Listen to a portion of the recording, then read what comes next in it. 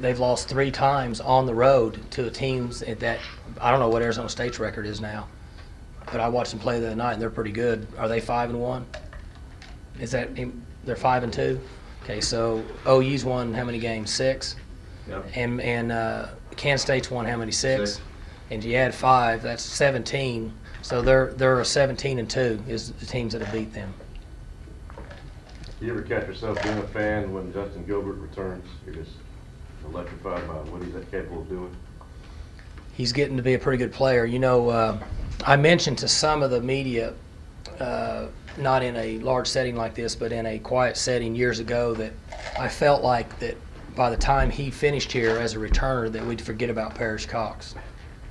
And knock on wood, he's so far making that statement true. He's becoming a really good return guy. And Justin is matured a lot mentally.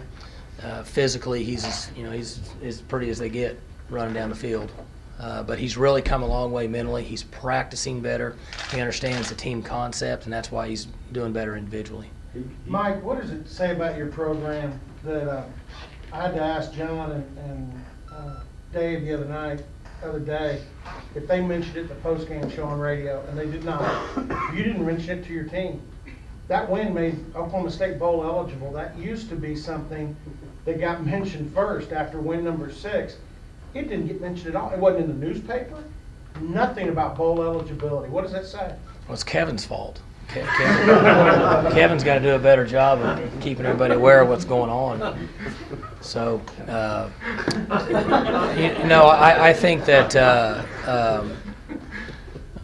our goal is to, you guys have heard me say this, I'm repeating myself now, our goal is, one, to have an organization that people want to be in, players that want to play for our team, they want to graduate and they want to do the right thing in a lot of areas, and then we want to win a league championship.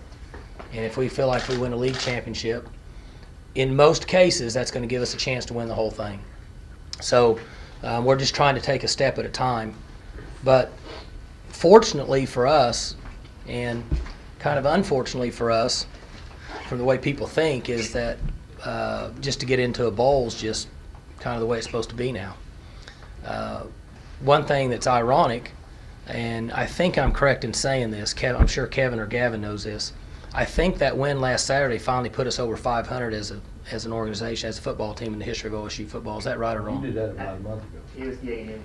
Okay, A&M game. I was close. It was somebody in Texas. I knew you would know. But so that's kind of where we've been as a football team, and now we're trying to develop some tradition, and that kind of reflects the question that you asked. You were talking about Missouri's record being a little misleading. It seems like also that some of your team's defensive statistics are a little misleading also. I heard a lot of national guys talk about how terrible Oklahoma State's defense was, and if you just look at the raw numbers for the whole season, I guess you could say that. But the way things have gone when your first unit's out there and all the turnovers that you guys have gotten, the defense is really playing a lot better than what those stats would indicate, isn't it? Yes. We need to do better stopping the run on first down. We were not effective in slowing the run down on first down there. We have limited the big plays. We have we gave up a couple big runs, but we did a better job of limiting those big plays in the last couple games. And so sometimes you guys will say the bend don't break theory. And I don't know that we're physically good enough to just shut people down completely. We have to bend a little bit. There's some give and take based on your X's and O's scheme as an offense or defense. But in particular, our defense right now, we have to bend a little at times to not make it so much of a risk that you break. And then they've done a great job of forcing turnovers, just like what you've said. I like our defense. But I look at attitude and effort and body language. We don't hang our head. When we make mistakes, we play the next play. We don't get on the bench and throw our helmet and pout. So I like our defense. They're going to get better each week, and just this morning was talking to somebody that, for the most part, you have Jamie and Rachetti, and I'm sure I'm missing somebody else other than Markel. And then you've got the other 15 or 20 guys that are playing a lot. They're all coming back for a couple more years. So that's really encouraging for me. It's not a coincidence that you guys are causing those turnovers, so it seems like it's been something that's emphasized in practice from what I've heard from the players. Is that something you guys are doing more so this year than ever before? Or what do you guys do in practice? The last couple years we talk about it. Talk doesn't get you anywhere. We try to practice it and come up with ways to put our players in position and teach them how to do it. And there's some timing there. You got to be in the right place at the right time, And I joke about James Thomas, but you ought to throw him in there any time on third down because the ball gets tipped to him or thrown right to him every time. Sean Lewis has been fortunate like that. Sean is in the right place at the right time a number of times in the game. So hopefully what we're trying to instill in our players is to be sound, be in the right gap, limit your big plays, and find a way to get the ball in the offense's hands. Coach, how much of that's relative to overall defensive team speed? Makes a big difference. We're faster now than we were 2 years ago. And as I've said before, the youth in our defense and our team is going to be even faster in the next 2 years. We're going to start running with having the ability to run like some of the defenses that you watch on Saturdays that people talk about. I think we're a couple years away from running like those defenses. When you look at Missouri, is the emphasis really stopping the run, both of Franklin and of Josie? Yes. Yeah, I think you got to stop the run. They're rushing for 236 and throwing for 221. I'm sure those numbers are off a little bit, but they're 200, and he's gotten better, and he can pull it down, and take off, and run. And defending a balanced attack is not easy, but in my opinion, we've got to stop the run and try to put them in a situation that they're uncomfortable with. I tried to ask this yesterday and I didn't ask it very well. But through 2.5 months of everyday football, 6 games, you don't sense any mental fatigue within your program or physical fatigue? How are they at 6-0 psychologically and physically compared to the other 2 6-0s you've had? Physically, I think we're in pretty good shape. We lost Rush and Devin, and Ryan Simmons is fighting through a minor knee that he should start practicing here within the next week.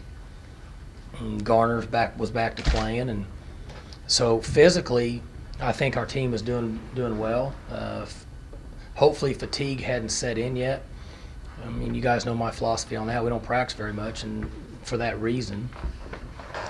And I think our mental approach is good. It's an ongoing battle because of a lot of things that go on outside of your program that sometimes you can't grasp or put your thumb on as a coach. You can't control it. You just have to deal with it and make it better. And I think our guys are holding up good. And the key to that, in our opinion, is if your best players are buying into your program and they're still practicing hard and playing unselfish football, then your mental state will be good. And we're getting that from Markel Martin and Jamie, Blackman, Whedon. The guys that are marquee players are buying in.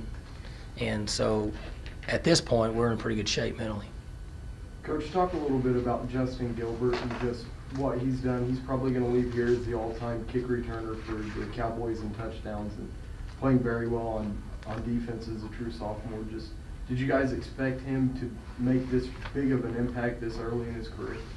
I mentioned earlier that he's really developed a lot mentally, and we played him as a freshman last year, and so he went through some growing pains and hit that wall at a certain point where everybody was against him and had to go to class and get up early and things that can really throw a young kid off.